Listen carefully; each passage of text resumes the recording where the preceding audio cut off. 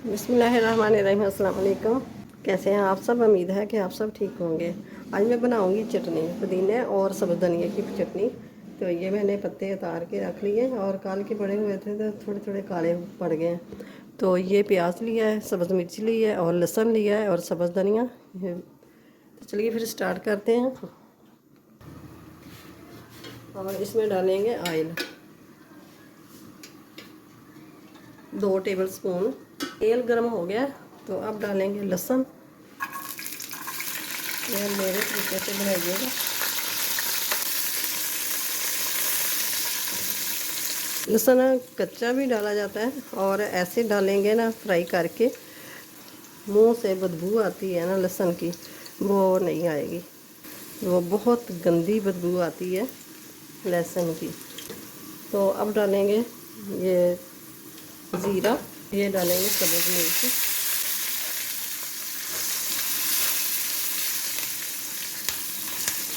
तो अब डालेंगे प्याज।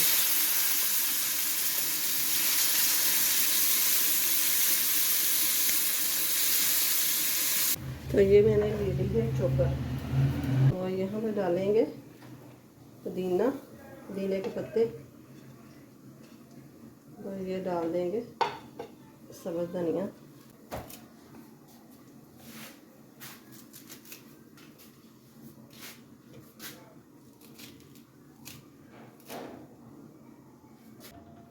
तो ये डालूंगी नमक, डालेंगे विनेगर।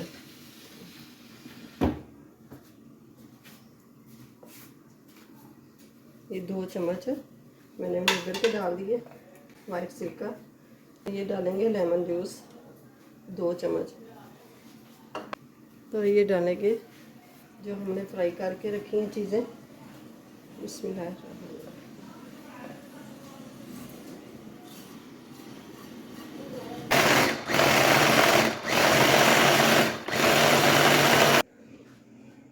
तो ये देखें माशाल्लाह से ज़बरदस्त ये हो गई है चटनी हमारी।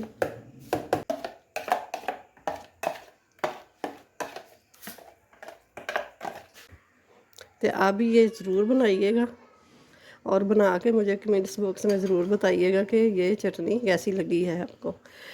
तो इसी तरह ही बनाइए जिस तरीके से मैंने बनाई है। अपना अपनी फैमिली का बहुत सारा ख्याल रखिएगा, मुझे अपनी दुआओं में याद रखिएगा।